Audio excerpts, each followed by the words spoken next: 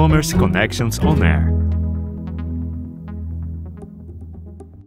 Olá a todas, a todos, a todes e claro, sejam bem-vindas, bem-vindos, bem-vindes a mais um Commerce Connections On Air. Eu sou Fábio Mariano, muito bem, né? Quem sou eu? Olha só, eu sou um homem gay, casado, pardo, vindo lá do Nordeste.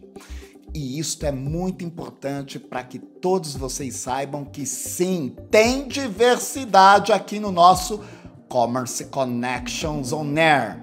Sou especializado em tendências e comportamento do consumidor e tenho o prazer de estar aqui com todos vocês. E olha só, o tema da vez no nosso Commerce Connections On Air é prepare-se para o consumidor zigue-zague. O que será isso, consumidor zigue-zague? Tem a ver com todos nós, hein? Porque quando a gente fala em consumidor, a gente está sempre pensando numa terceira pessoa. As consumidoras, os consumidores, que nada. Todos nós somos consumidores. Nesse episódio, vamos abordar esse contexto que o consumidor, todos nós, está cada vez mais omnichannel. E daí também vamos saber o que isso significa, hein? Esse raio do omnichannel. Suas jornadas de compra, especialmente após essa digitalização aceleradíssima que foi impulsionada por essa pandemia. Iremos explorar os 4 grandes desafios para a evolução desse tal omnichannel aqui no Brasil e como o varejo está se estruturando e reagindo frente a esses desafios. Tudo isso numa conversa gostosa, um bate-papo muito legal com 2 grandes varejistas brasileiros. Olha lá, Carrefour e Adidas. Cadê nossa vinheta? Commerce Connections On Air. Então, com muito prazer, apresento nossos convidados deste episódio. Daniel Milagres, diretor de marketing do Carrefour. Olá, Daniel. Oi, Fábio. Tudo bom? E aí, tudo beleza? Ótimo ter você aqui. O prazer é todo meu. Também tem o João Machado, gerente sênior de digital da Adidas. E aí, João? E aí, Fábio, tudo bem? Tudo bem, Daniel? Prazer estar aqui, nesse papo gostoso aqui. Oba, oba! E temos também a Maíra Ramos. A Maíra é a Head de Soluções de Mensuração e Online to Offline do Google. Olá, Maíra! Oi, Fábio. Oi, João. Oi, Daniel. Bem bacana estar aqui com vocês hoje. Esse nome é complicado aí, ainda bem que você não me perguntou. Traduz aí, Maíra, o que é. Ainda bem que você não me fez esse papel, Fábio. Por enquanto, Maíra, aguarde. Logo mais a gente vai ter que traduzir isso direitinho desse online pro offline, se hoje já tá tudo misturado, se já virou uma coisa só. Aí, Maíra, né, eu fico aqui me questionando, né? O e-commerce, aí agora vamos colocar esse i que na hora que a gente escreve é um e, né? Esse tal de e-commerce avançou muito, né? Avançou 10 anos em 10 semanas nesse período intenso que nós estamos. Eu gostaria que você explicasse um pouco para a gente sobre essa mudança, tanto do varejo como também dos consumidores, né? Durante esse período intenso de transformação digital. Eu gosto desse 10 em 10, Fábio, porque acho que é um jeito fácil de mostrar o tanto que avançou num curto espaço de tempo, se a gente for pensar, né, em tempo que o varejo está de pé e tal. E a verdade é que os consumidores precisaram mudar, né? A gente, e aí quando fala consumidor, que somos nós, eu gosto disso, é a gente. O que a gente precisou fazer durante a pandemia? A gente teve que ir para o digital para resolver problemas que a gente nem imaginava que dava para resolver pelo digital. E cada consumidor aí na sua esfera única, né? Só para dar um dado aí para embasar essa história, as buscas no Google, só na categoria de varejo, né, pensando aí em diversos produtos de varejo, cresceu 36% durante a pandemia. Então, as pessoas buscando, indo para o digital muito mais do que elas iam antes. E aí a verdade é que você tem uma necessidade. E aí do outro lado você tem as empresas que melhoraram bastante as experiências, né? Então, necessidade com boa experiência, isso gera, eu vou chamar aqui de, entre aspas, educação digital, mas é a gente aprendendo a usar o digital para resolver as coisas. E quem já era letrado foi rompendo outras barreiras. Então, pensa, por exemplo, supermercado. Fazer supermercado acho que é uma das últimas barreiras que os usuários normalmente rompem. Alguns deles foram para o online para até fazer supermercado. Comprar comida do dia a dia, almoço, enfim, alguns padrões novos. Tem um estudo que a gente fez com a Kantar, analisando o ano passado, que mostrou que 1/3 dos brasileiros comprou pelo menos uma nova categoria durante a pandemia. Acho que esse é um dado que mostra essa evolução, um passo a mais, né, na educação digital. E a nossa expectativa é que esse aprendizado não volte. Então, sei lá, pega um exemplo aí.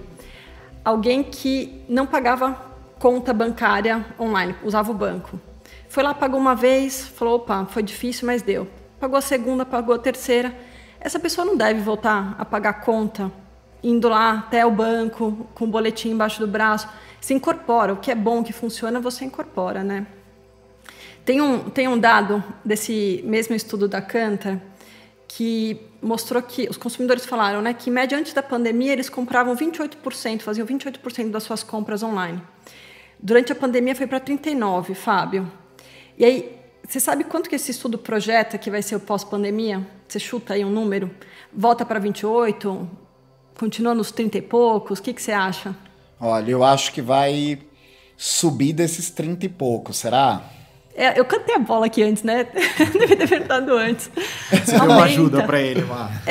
Aumenta, vai para 43%. Então, acho que é um dado que comprova que veio para ficar e esse avanço continua, né? Essa educação continua. E aí, uma última informação, trazendo aqui para vocês, assim, a gente está monitorando os Estados Unidos, como é que está a retomada, né? Pensando que é uma população que está mais vacinada. E a gente está vendo que os dados, o volume de buscas, não é, pensando em Google, não está caindo, mesmo com as pessoas indo mais para a loja. Então, aquela coisa, as pessoas vão voltar para a loja, mas não sem antes dar aquela checadinha no celular para tomar decisão. Legal, Maíra. Olha, eu tenho que te confessar que você disse que me deu uma ajuda, né, para eu lá dar um chute bom, né, quase batendo ali na trave, mas eu também estava me baseando aqui na minha realidade, viu? Eu até tenho essa pergunta aí pro Daniel. O Daniel, eu como um cliente Carrefour, cliente supermercado, logo quando começou a pandemia, o que eu pensei? Eba, vou fazer tudo online agora, gente, maravilha! Aí passou um tempinho, cara, me deu uma saudade de loja, de andar na loja, e lá fui eu, botei umas máscaras, foi tudo mascarado, todo de máscara lá para as lojas, e comecei a fazer a compra tanto no online quanto na loja presencial. O que é isso, Daniel? Como que vocês estão reagindo a esse tipo de público? Eu sou uma exceção ou de repente eu sou todo mundo? Olha, Fábio, eu vou te contar que você não é a exceção.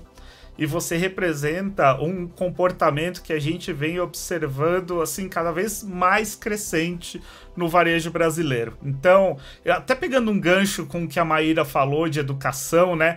A gente tinha uma barreira muito grande para fazer compra de supermercado online, porque aquela coisa, você não sabe quem está escolhendo, né? Ah, mas eu gosto da banana mais madura, alguém gosta do alface mais verdinho, então quem que escolhe? Onde que tá a pessoa por trás daquele processo, né? Essa primeira barreira foi quebrada primeiro com os alimentos não perecíveis. Então assim, tá todo mundo trancado dentro de casa, vamos comprar vinho? E toma-lhe comprar vinho, né? Porque é na garrafa, não tem erro, ninguém precisa escolher muito. Foi passando o tempo, as pessoas foram, entre aspas, sofisticando essa compra. Então, eu já me permito comprar um perecível. Aí eu vi que funcionou direitinho, chegou fresquinho em casa, vou fazer toda a minha compra.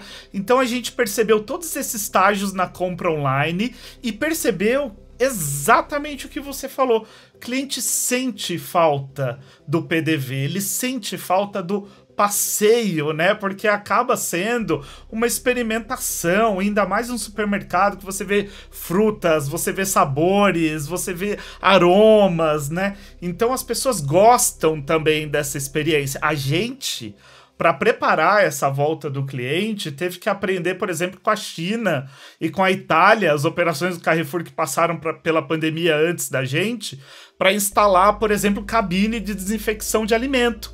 Porque é um cliente que fala, tô com saudade, quero ir para a loja, quero ter essa experiência, mas quero ter segurança.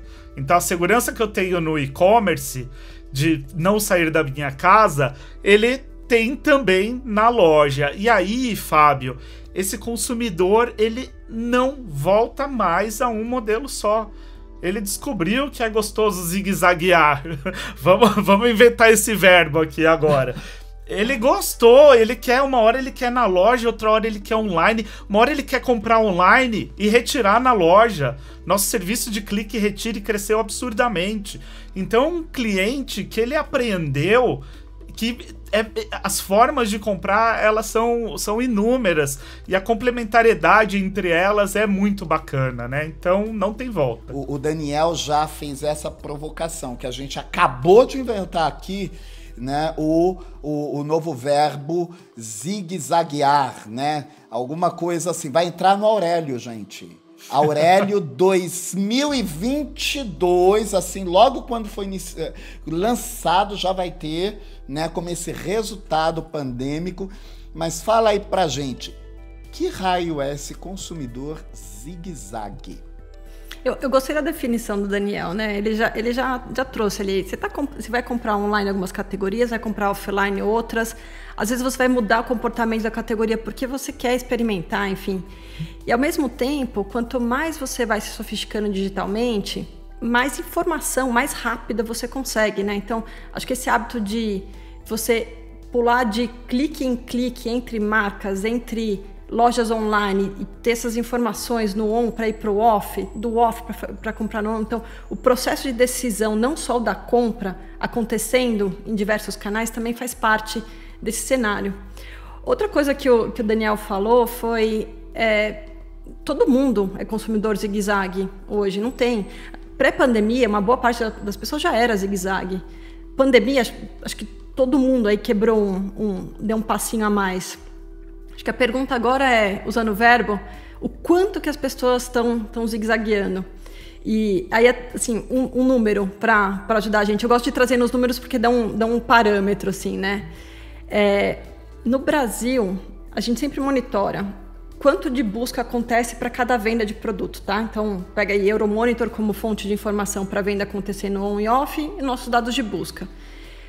Pós-pandemia, a gente viu um crescimento de 49% em volume de buscas para compra acontecendo.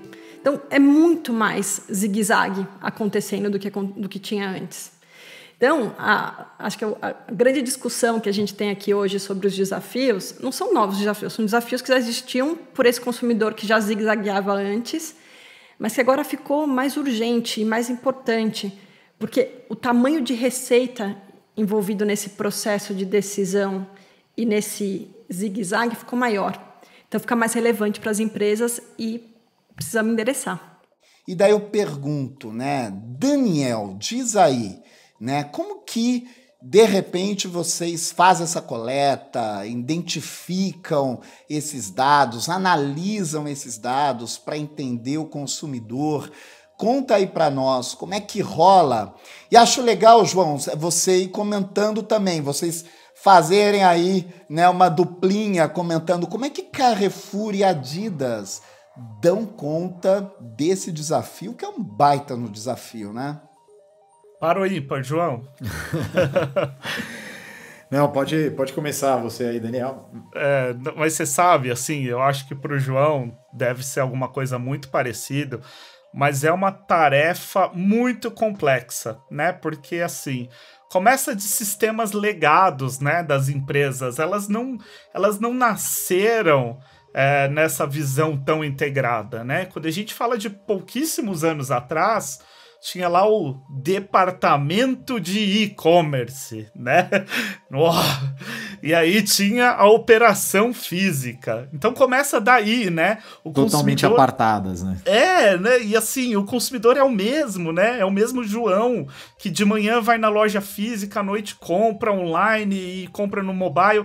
Então, assim, o primeiro desafio das empresas é como é que a gente integra essas informações que estão por aí, né?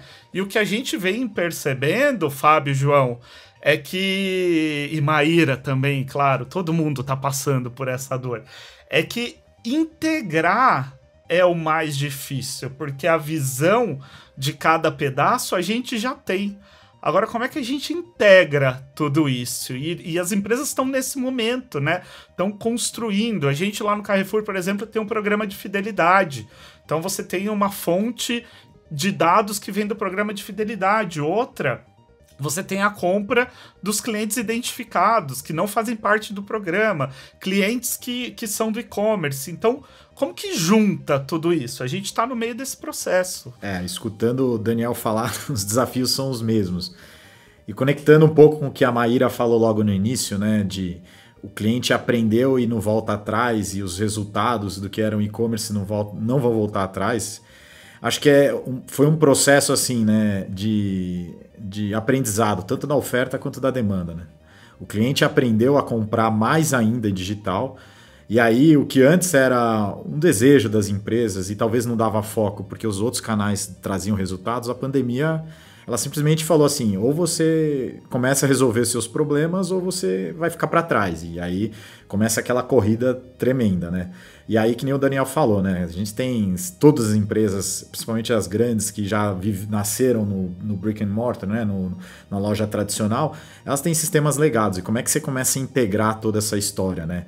E aí a mesma coisa, eu acho que muitas respostas são muito semelhantes, né? Teve até uma conversa que eu tive uma época com o Google que eles falaram, né? Uma das tendências, uma delas é Loyalty Program. Todo mundo está com Loyalty Program. A Adidas acabou de lançar o dela, o Creators Club. E é justamente para isso, né? Para a gente colocar o consumidor no centro da conversa, né? Então, e até a estratégia da empresa global que foi alinhada para os próximos 5 anos, coloca aí o consumidor no centro de tudo. Justamente para eu identificar esse consumidor zigue-zague, porque é o que o Fábio falou, né? Ele no site da Adidas, ele procura o tênis de cano alto dele, ele não acha, ele vai na loja, ele pergunta onde é que ele acha o tênis de cano alto e ele espera que o vendedor na loja fale para ele, olha, eu tenho na loja do Eldorado e o Fábio está na loja do Morumbi. E aí o Fábio quer, tudo bem, então eu quero comprar ele aqui e quero receber ele em casa, porque eu não quero ter aqui até o Shopping Eldorado. E aí, por trás, você tem uma loja de um franqueado falando com um sistema do e-commerce que tem um CD próprio e com uma loja própria que é...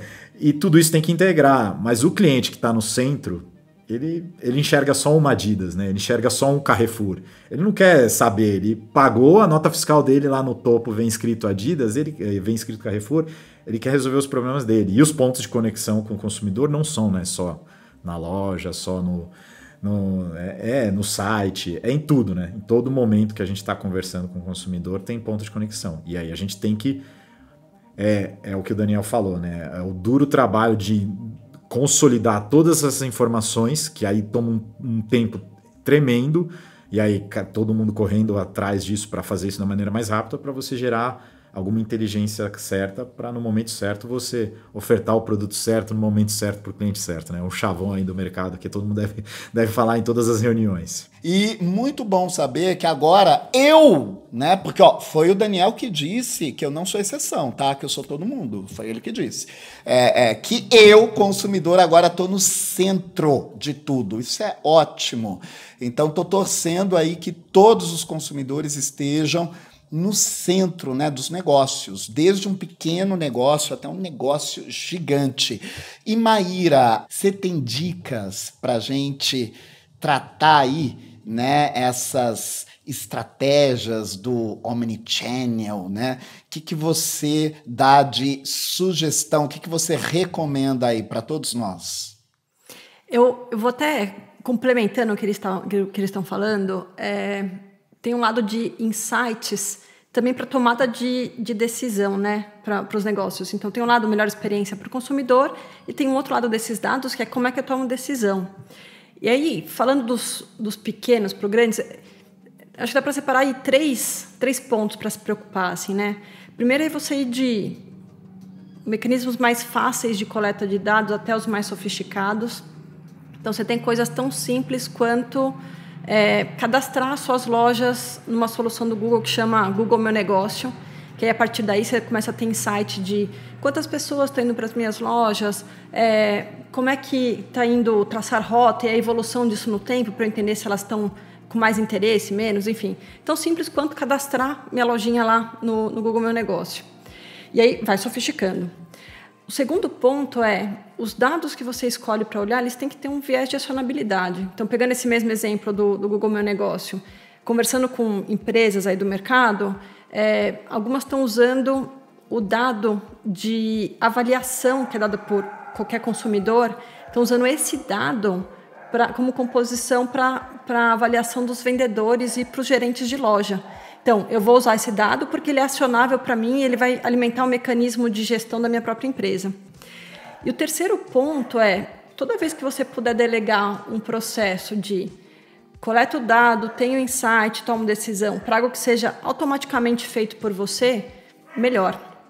Então, vou trazer mais um exemplo aqui pensando nesses conjuntos de solução de loja física. Estou pegando só exemplos para tangibilizar, tá? Então, suponha que eu quero levar mais gente para minha loja física agora com a abertura. Eu tenho meu negócio, eu preciso tracionar. No entanto, eu não sei se é o momento. Então, qual que é a minha preocupação por baixo disso? Eu deveria investir dinheiro ou eu vou perder dinheiro se eu colocar um investimento agora para tracionar a loja física? O outro os consumidores querem ouvir, como é que eu falo com a pessoa certa que quer ir para a loja, né? Então, eu inverteria a pergunta, resolveria se você tivesse uma campanha que automaticamente vai comunicar só com quem tem perspectiva de ir para a loja, ou tem maior propensão de ir para a loja, e você pagando só por quem efetivamente vai para a loja e gera negócio para você? Então, em vez de você ter que coletar o dado, tomar a decisão e subir a campanha, resolveria se automaticamente isso fosse feito para você? Então, acho que é um viés aqui de trazer automação para facilitar a tua vida. Tem solução que faz isso? Tem, eu não vou aprofundar aqui, ela chama Local Campaign, então fica aí um convite para quem quiser entender mais como essa solução com automação funciona para a loja física.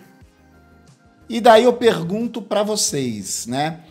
Como é esse desafio de estar nesses todos canais, que é muita coisa, eles são diferentes, mas a marca é sempre uma, né? O João falou, né? O cara que vê lá Adidas é sempre Adidas. Daniel também, ó. O Carrefour tem que ser o mesmo em qualquer loja e também lá no online. Como que vocês dão conta disso? De diferentes canais, muitos canais e sempre com essa visão única?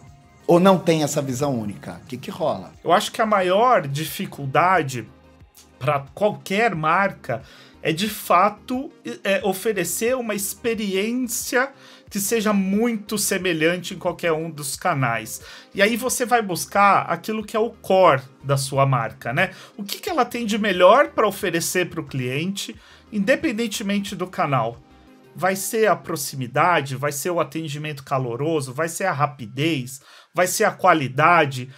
Você tem que achar isso, que tá ali no seu DNA, tá na sua certidão de nascimento, e aplicar ele a qualquer um dos canais. O que a gente percebe é que marcas que tentam ser muito diferentes entre os canais para conquistar públicos muito diferentes, elas se perdem nesse caminho, né? Então, o que a gente tem que entender é, primeiro, que não há públicos diferentes, há situações diferentes, há o cliente zigue-zague, né? E ele hoje tá aqui, amanhã ele tá acolá, e identificar qual é essa fortaleza, sabe? Eu queria rapidamente aqui só trazer um exemplo do próprio Google, em parceria com a gente, Quando lá atrás que a gente tinha uma super resistência de trazer ofertas de TV para o YouTube, por exemplo. E o Google trouxe isso pra gente. Olha, essa é uma fortaleza. As pessoas esperam do Carrefour, naquela época, né? Hoje não por conta da pandemia, mas esperam esse tipo de oferta anunciado lá para se programar para ir para a loja. E foi onde a gente desenvolveu todo um trabalho com o Google e faz os anúncios hoje no YouTube. Então, é sobre o cliente, tá? Não é sobre os nossos canais. Ele já falou, ó, ele já faz tempo, ele já tá fazendo. A gente é que tem que correr atrás e entender o que ele quer. Eu ia até colocar um ponto aqui.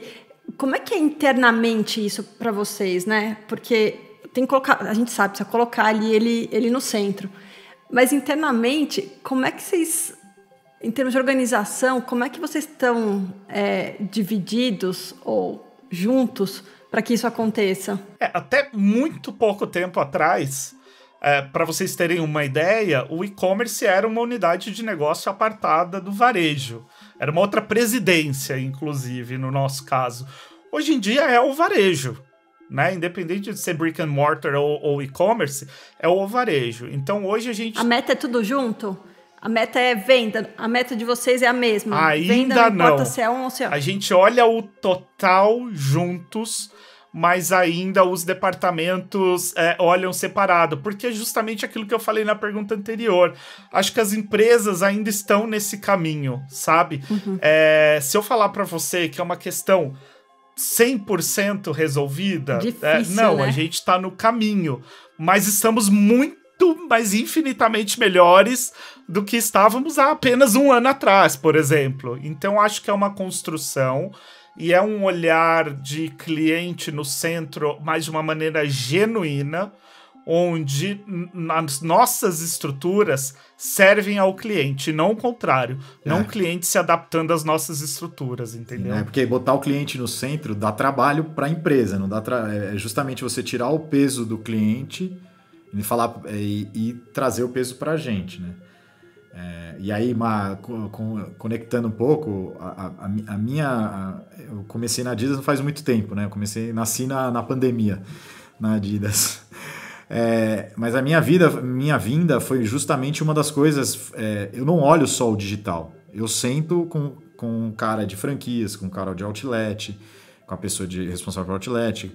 Assim, é óbvio que ainda tem um departamento de lojas, de franquias, um de outlet, porque tem as operações do dia a dia. Mas cada vez mais é olhar o resultado em conjunto. E não é da noite para o dia, né?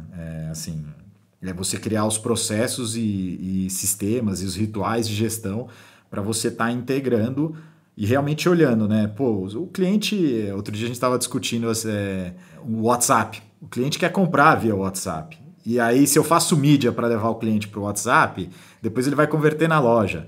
Assim, no final das contas, você contabiliza, né? Exatamente. E aí, exatamente, você tem que criar os grupos multidisciplinares para começar a olhar isso e olhar o cliente, né? E não mais a meta de um canal, né? Até dando um exemplo, João, assim, normalmente os times de digital, eles viram pegaram a automação, Fábio, eles viram para o Google e otimizam lá, configuram falando, olha, eu quero maximizar minhas vendas no meu site ou no meu aplicativo. Porque esse é o objetivo, né? Ele tem um budget, ele tem uma meta ali para bater, essa é a meta dele. E aí quando a gente senta e faz conversa, fala, olha, você poderia otimizar também, falar para o algoritmo, otimize para quem está indo para a tua loja física. Dá uma pane.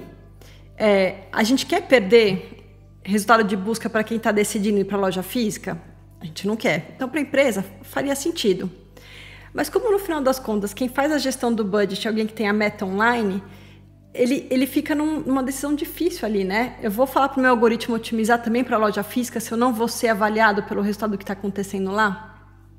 E aí toca no que, acho que, João, você falou bastante, assim, tem um lado de especialização e tem um outro lado de ponderação dos resultados, atribuição. Acho que tem uma grande discussão de atribuição. Para quem vai o resultado de cada parte aí das estratégias, né? Então, mega difícil. Acho que algumas empresas estão tentando um caminho. Acho que bem claro, assim, né? Quando você vê uma B2W e Lasa mexendo na estrutura de societária deles e juntando, falar, caraca, tá valendo a pena colocar a mão nessas uniões. O Daniel deu o exemplo do Carrefour, né? Eram 2 vice-presidências separadas. Então, tá fazendo sentido mexer. Difícil pra caramba, acho que é um processo, né? Olha, de tudo que eu tô aprendendo aqui com vocês, a primeira providência que eu tomo, Maíra, é mudar o nome do seu cargo. Eu agora batizo o nome da sua posição como Head de Soluções para Pessoas. O futuro já chegou, né? O futuro já tá aqui, a gente vai tirar uma soneca, abre os olhos, já tá no futuro, principalmente esse segundo semestre. A gente já tá no processo de vacinação, já estamos aí querendo voltar, né, para o mundo presencial, vacinado, usando máscara, o negócio que a gente quer voltar. E daí o que fica, né? O que fica desse período pandêmico aí, né, que a gente vai levar para esse futuro? A gente vai invadir todas as lojas, assim, todos animados?